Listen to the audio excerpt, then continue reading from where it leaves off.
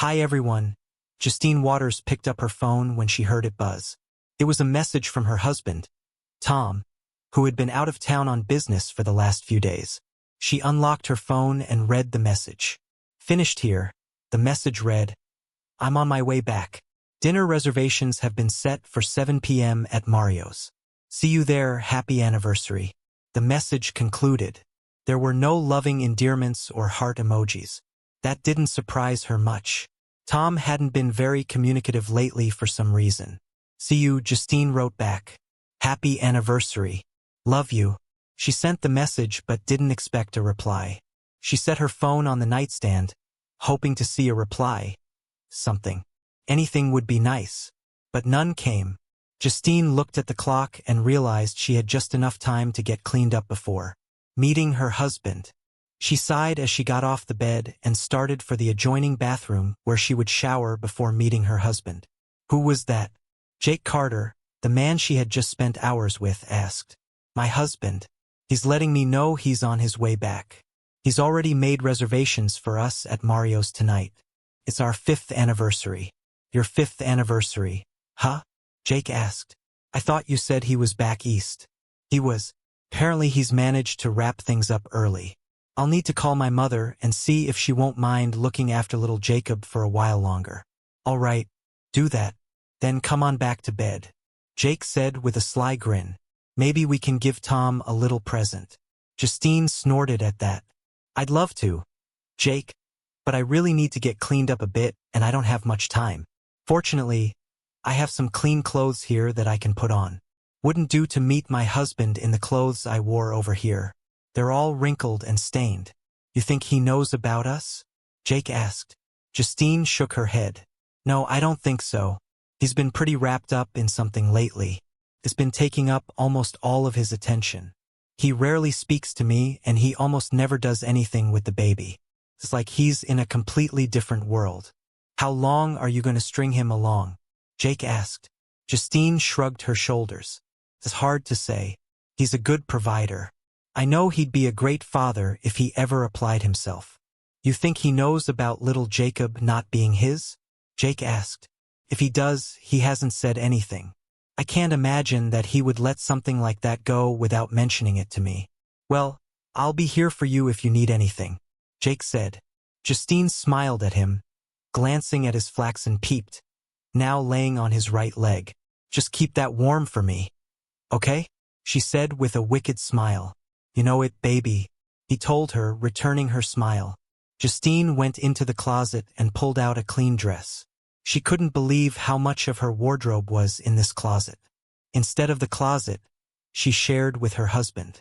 Even looked at the dress she selected, trying to remember if it was one Tom had seen before. It was blue, fell about 3 inches above her knee, and showed just enough cleavage to be enticing. She was pretty certain it was one Tom had seen before. If not, she would simply tell him she just purchased it. After calling her mother, Justine went into the bathroom and took a nice hot shower, hoping she could get all of Jake's fluids out of her orifices before meeting Tom. She promised herself when she started her affair with Jake 16 months ago that she would never disrespect her husband by giving him sloppy seconds. At first, Jake understood, but ever since little Jacob was born just over 3 months ago, he began pressuring her to have Tom clean her out with his tongue. Justine told him that was dirty and gross and refused to disrespect her husband that way. It was bad enough that she was sleeping with Jake, and it was even worse that she had given birth to Jake's child. But she wouldn't do that. After her shower, Justine brushed her long dark hair until it was just right, dressed, and applied her makeup, satisfied that she looked and smelled good enough to pass Tom's inspection. She gave Jake a kiss and bade him a good night. See you in the office tomorrow? He asked as he looked her over. Of course, love her, but for tonight, duty calls. She grabbed her purse and sauntered out of the room. Tom Waters took a drag off his cigarette as he sat in his Escalade in the parking lot. Across from Mario's, he just received a message from one of the private investigators working for him. Justine had just left the luxury condo owned by Jake Carter, her lover of nearly a year and a half. He looked at the photo the private investigator sent and took in the blue dress she was wearing. It wasn't the same dress she wore when she went to Carter's condo earlier that day, and it was certainly not one Tom had seen before. He wasn't surprised. Justine was right about one thing. Tom had been back east, but he returned a day ago. He had been told in no uncertain terms that he had a serious security breach that had to be dealt with immediately. If he didn't deal with it, he was told they would. They, of course, being a federal agency the public was not allowed to know even existed. Tom remembered how nervous he felt sitting in the office of the one-eyed man he knew only as Alpha One. Only a handful of people were even allowed to know the man's name, and Tom wasn't on the list. "You have a serious problem, Waters?" the man said, moving his head in a way that reminded Tom of the actor who once played Moses. "And when you have a problem, we all have a problem. Deal with it, quietly, or I will." "Yes, sir," Tom said. He was smart enough to know that was the only answer Alpha One would accept. And he also knew Alpha One had no qualms about making people disappear. He had heard stories of how Alpha One once had an entire beach estate droned out of existence, along with everyone inside. Tom shivered at the thought. Justine thought Tom was just a glorified salesman who traveled around the country hawking his wares to various companies looking to upgrade their security systems. But Tom was much more than that. Sure, he actually did sell security equipment and he oversaw the installation. And he was more than that. Much more. The equipment he sold and installed was equipped with special circuitry that gave Alpha One's monitors insight into nearly everything those companies did, who they took on as customers, what they did with their profits, everything. And Tom knew the breach Alpha One spoke of was his wife of 5 years, Justine. Well, 5 years as of today, that is. For about the last year and a half, she had been involved in a steamy affair with Jake Carter, one of the senior partners at the law firm where she worked as a paralegal. Tom didn't know all the particulars until fairly recently, primarily due to the fact that he spent a great deal of time traveling for work. But he did notice a few things had been off between them for a while. By the time he learned the specifics of the affair, Justine announced her pregnancy. The lawyer Tom spoke to told him that no judge in this state would even entertain a divorce as long as Justine was pregnant. If the child turned out to be his, he would be on the hook for child support along with maintenance, regardless of the prenuptial agreement they both signed. At least he didn't have to worry about the house, which was already his when they married. Tom gritted his teeth and remained silent throughout her pregnancy, and nearly lost it when she named the boy Jacob after his sperm donor. Immediately after the boy was born, Tom asked for a DNA test. He wasn't surprised to learn the boy wasn't his. Looking at his watch, Tom knew that Justine would arrive soon. He saw a man in a khaki jacket standing by the door to Mario's with a woman carrying a briefcase and knew that was his cue. He drove across the street and parked. During his ever-present briefcase, he walked to the front door, nodding slightly to the two people by the door. Tom spoke quietly to the woman at the door and was soon sitting in a corner booth. The khaki-clad man and the woman with him sat at another booth within earshot. Tom thanked the waitress for the water and started looking over his menu. He detected Justine's presence at the table and set his menu down. He stood as she slid into the booth across from him. "Good evening, Justine," he said in a neutral tone of voice. "You look very nice this evening." "Thank you, Tom," she said, smiling. "I don't recall seeing that dress before. Is that something new?" Tom asked. "Yeah. I just picked it up. Do you like it?" "Yes. It really sets your eyes off," he told her with a slight smile. After they finished ordering, they heard music playing from a different area of the establishment. Mario's was more than a restaurant. It also featured a dance floor and cocktail lounge. "Sounds like they're playing our song," Justine said. Tom knew that was her way of saying she wanted to dance. What the hell? He thought. This was their anniversary, even if it would be their last. "Care to dance?" he asked, standing up.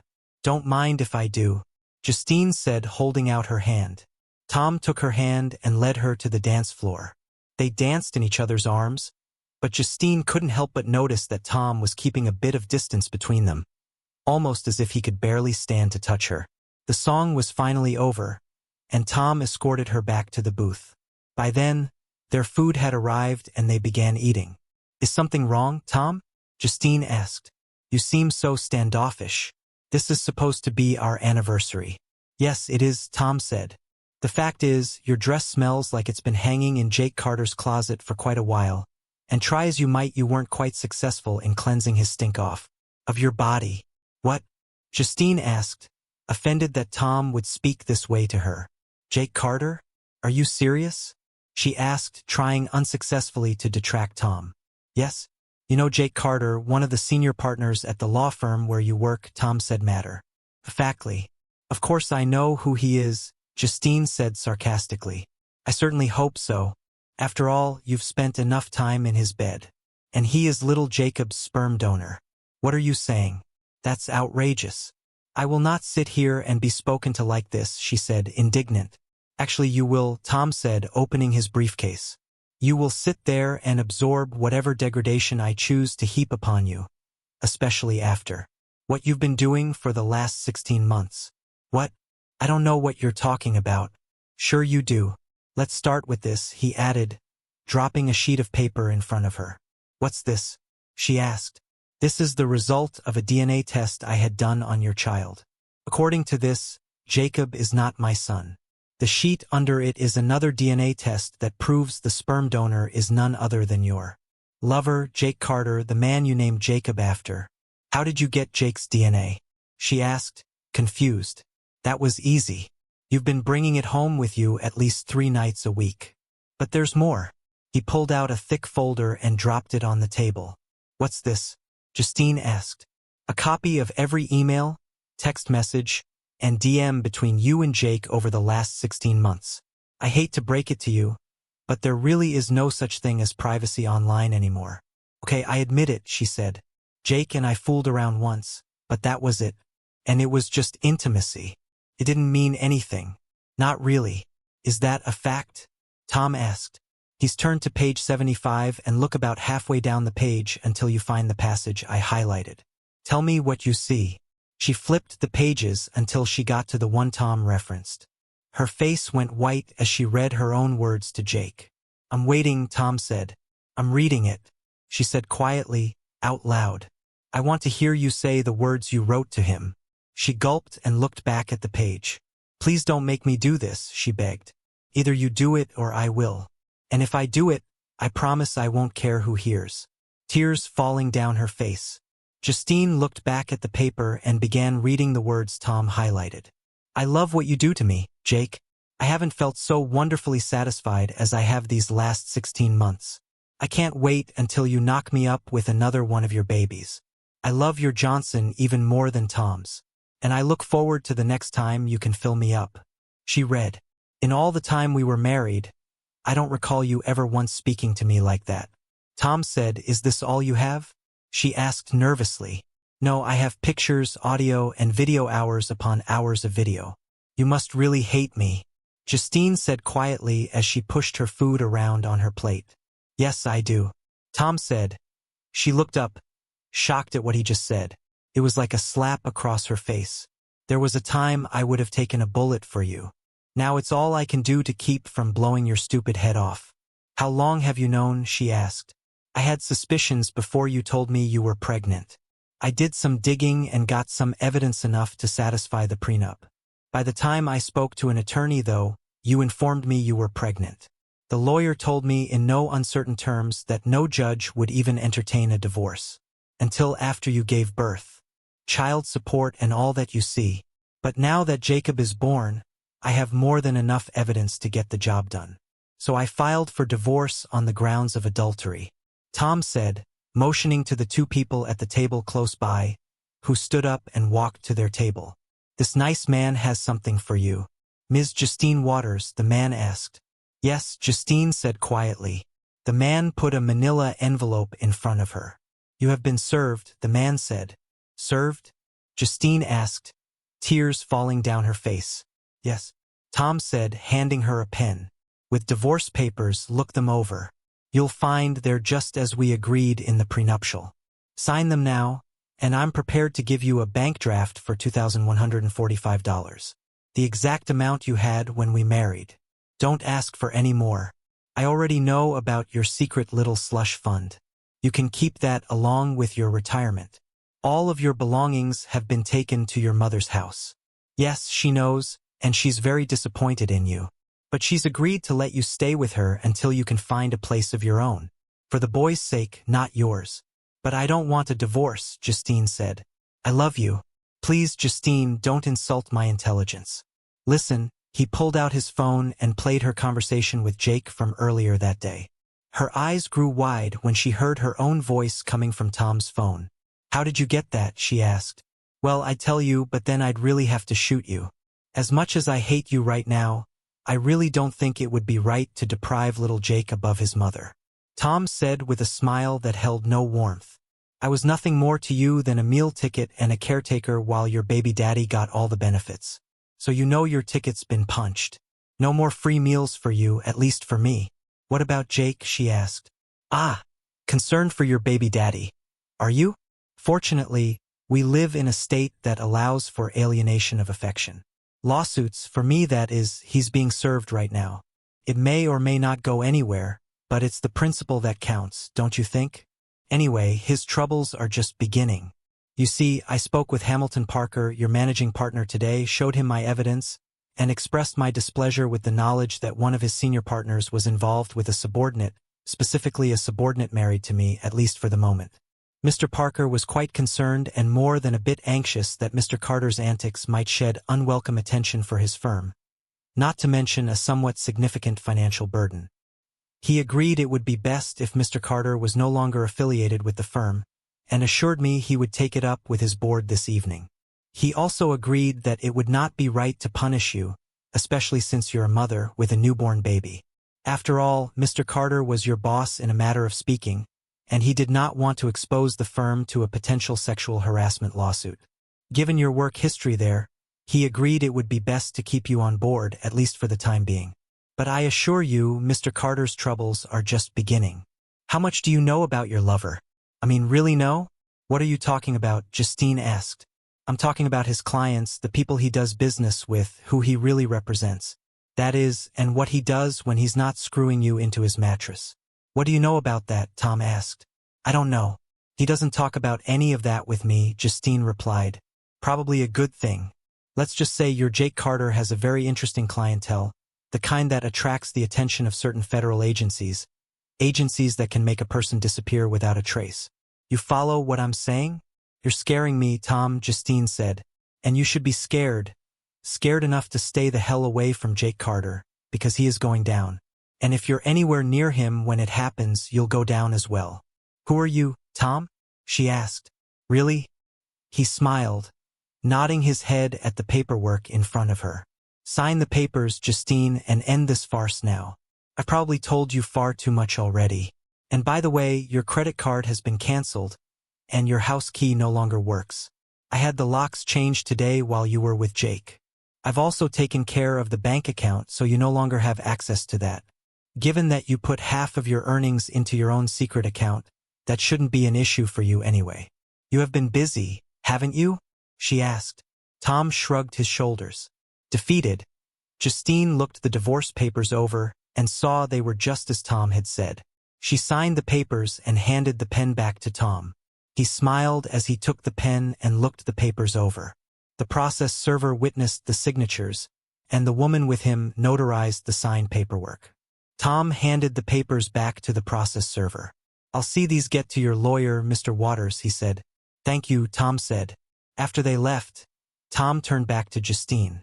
I believe you need to surrender your rings, he told her. Do I have to? I love those rings, she cried. Apparently not enough to stay out of Jake Carter's bed, Tom said. Justine tearfully removed her wedding and engagement rings and put them on the table. He put them in his pocket before addressing her. I believe our business here is concluded, Justine asked. That's all you have to say. What more needs to be said? Tom asked. Why did you do this on our anniversary? She asked, tears falling down her face. Do you know how humiliating this was for me? Do you know how humiliating it was for me to learn that you've been screwing around on me all this time? And how humiliating it was to learn Jacob wasn't even my son. And how humiliating it was when I learned you screwed Carter on our anniversary. Don't even go there with me. We're done. We're finished. Goodbye, Justine. I never want to see your face again. With that, he turned back to his meal, not looking at Justine, who wiped her face. The waitress came by and asked if everything was all right. Yes, the meal is excellent as always. I'll take care of the check and I believe the lady will take her food to go, please. Yes, sir, she said, leaving to get a box for Justine's meal. She came back a few moments later and put the rest of Justine's meal in a styrofoam container. Tom handed the waitress his credit card and paid for the meal as Justine gathered her. Thanks. After the waitress finished, Justine looked at Tom. And that's it, she asked. That's it, Tom said with a wave of his hand. He couldn't believe the way he just dismissed her. I'm sorry, Tom, she said. He looked up from his meal before speaking. Well, on that we can both agree. Good day now. Tell your mother I said hello. Oh, and happy anniversary, he added with a slight smile. Justine, not believing the calm manner in which her husband basically just threw her out like the garbage, ran from the table sobbing. Tom smiled, then turned back to his meal. He saw a few of the patrons looking at him with disdain, but only smiled back, shrugging his shoulders. He may have been calm and collected on the outside, but inside he was an emotional wreck. 5 years down the drain, at least now the worst was over. Tom managed to get through the next few days without incident. It wasn't easy. He did love Justine at one time, and it hurt that he had to deal with her the way he did. But he figured it was better to do that than go off on her the way he was tempted to. Then came the day he heard the banging at his front door. He was in his master bedroom upstairs and looked out the window to see Carter's sports car in his driveway. He had a feeling something like this would happen, so he had some additions added to his house. At Alpha One's insistence, he went downstairs and opened the door. Sure enough, it was Jake Carter, and he was angry. Tom backed up as Carter pushed his way inside. You son of a bitch, you cost me my job, and Justine won't even talk to me. I'm going to kill you, you piece of S***T, Jake screamed, red in the face. He advanced on Tom until he saw 15 tiny red dots suddenly appear on his shirt. Intruder alert, screamed an electronic voice from speakers embedded in the walls. Do not move. What the hell is this? He screamed. He reached up with his hands as though brushing the dots away. Suddenly, there was the staccato sound of something being fired like an air rifle. As Jake looked down, he saw 15 darts sticking out of his body.